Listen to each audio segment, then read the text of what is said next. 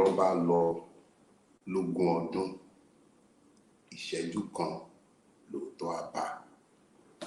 When you translate that, it actually means that if the lie travels for 20 years, it takes the truth but a minute to catch up with the lie. Nah, it's not true. That's also a lie. The truth does not chase after the lie. The truth sits immutable. Ibi tí pàtàkì jókòó sí nìdí àti bá. Where the seat waits, the ass will come to sit. The truth does not run after the lie.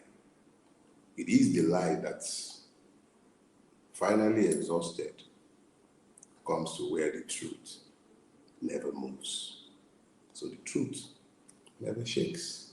Nigeria wasn't the idea of Nigerians, and we'll come to that.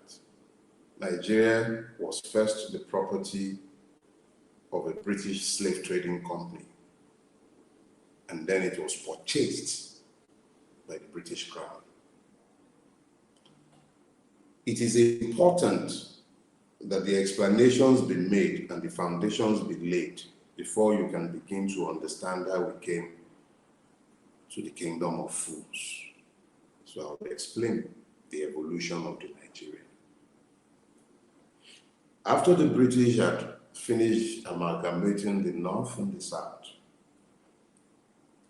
after it had become obvious that at some point, just as slavery ended and the next stage was colonialism, there has to be another stage where the British would have to outsource the management of the plantation they had put together to a new generation of managers. So, beginning with the agitations led by the nationalists such as Azikiwe, Awolowo, and multiple others, this is not necessarily a class in name recognition, but suffice to say that there was a groundswell of demand for self-governance.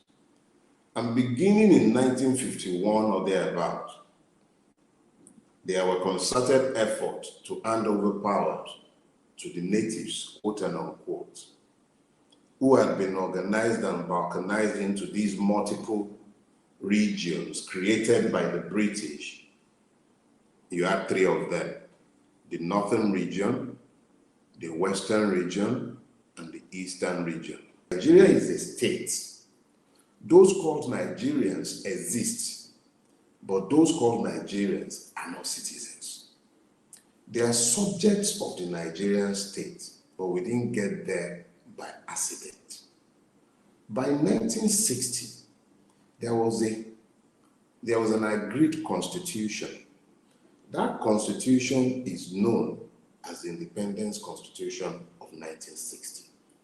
That constitution gave huge powers to the Nigerians, those called Nigerians, to determine their own fate in a democracy, a parliamentary democracy. Magna Carta is what makes the British man a citizen, because it limited the powers of the king. It rendered the king subject to the law. It places the king under the authority of the law, in spite of all of the powers that were vested in the king. The law does not give a power that it fails to limit or delineate its use. That is the only time when you can have citizenship.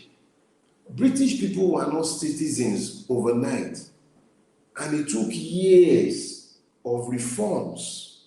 It took decades, hundreds of years of wars, of all sorts of strife to establish the rights of the citizens, the powers of the courts, the rights of individuals that must be respected by the law and that curtails the powers that have been given by law to those who govern the state, those who enforce the laws, and those who interpret the laws. Everybody must be governed by the law before you might have citizenship. So, when we call ourselves citizens, are we living in a state that is governed by law, where the conduct of officers of the state are governed by law? Because if any person within the state be above the law, you cannot call that a place where you have citizens. What about Jekondo?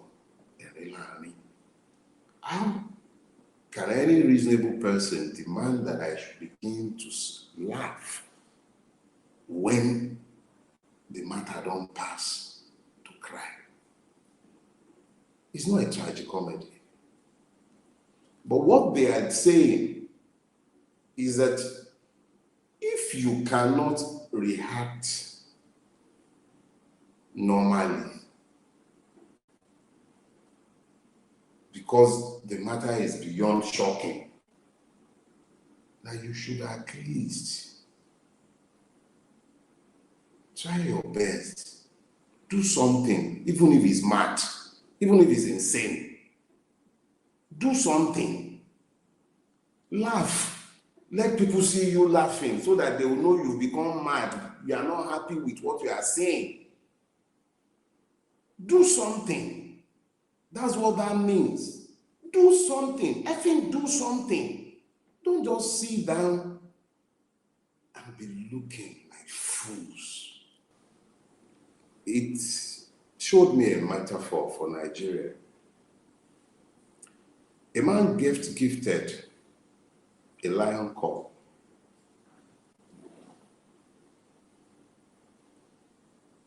And of all the places he could keep the lion, and if you've been to Obasanjo Presidential Library, you know we're talking about hectares of land. This old fox could not cordon off 1,000 square meters of land with an enclosure for the lion. It had to be kept in a cage. That's Nigeria. Those who have governed Nigeria are limited in their capacity to envision the future, and they have ended up building a kingdom of fools. And why do I refer to those being ruined as fools? Consider that Yoruba proverb again. Bí ọ̀rọ̀ bá ju ẹkún lọ, ẹ̀rín láàrin. It means do something. Cry if you can't laugh. Laugh if you can't cry. Because imagine this. The outside world look at us. What do you think they are seeing? How do you think they see us? Like seriously, who do you think they believe that we are? Like seriously, let's think about it. Who do you think they think we are? If you were looking at us from outside, what would you think we are? Like, who do you think we are when you look at us? The readiness to embrace lies, to ignore the truth, to make excuses for failures, to damn the children's future. How do you think we're viewed? What do you think they think of us? Like we're smart? We're wise? Once upon a time, we were the sixth largest producer of crude in the world. How did we get to the point where we're importing our local fuel needs? How do you think the world sees us? Oh, our president, quote and unquote? How do you think the world sees us? Like Adisirika and his Air Nigeria, Ethiopians are like, how do you think they see us? How? Giant of Africa or the kingdom of fools? How do you think they see us? My generation went to public schools. The public schools are non-existent now. How did we get here? How did we become so tolerant of evil? How? How do you think, how do we even deserve to be seen?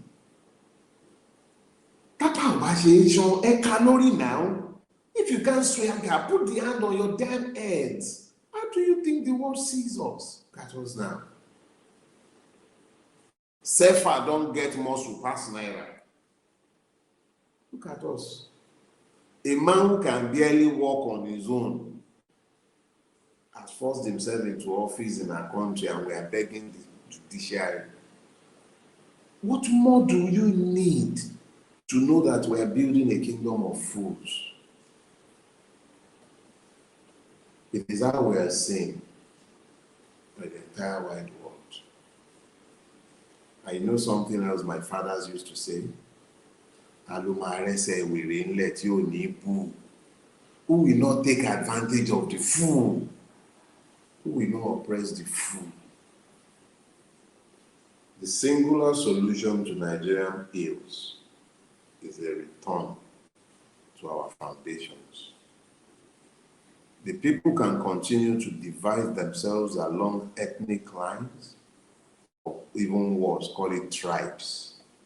You can continue to divide yourself along religious lines, but remember this: there are beneficiaries in the Nigerian space, just as there are what? Victims.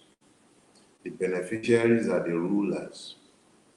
They are enshrined, ensured, assured, preserved because of your idiocies. The more you continue to divide yourselves, the more they unite to keep you in bondage. It's either you want to be free or you want to remain as you are. The path to salvation lies in uniting. Uniting is not a one Nigeria that is choking everybody. Uniting is a Nigeria that allows each unit, federating unit, as was envisaged, the capacity to develop at its own pace. The alternative is the kingdom of fools that we started building since 1966. That kingdom of fools was battered in the blood of the civil wars. That civil war is not over. We're only lying to ourselves.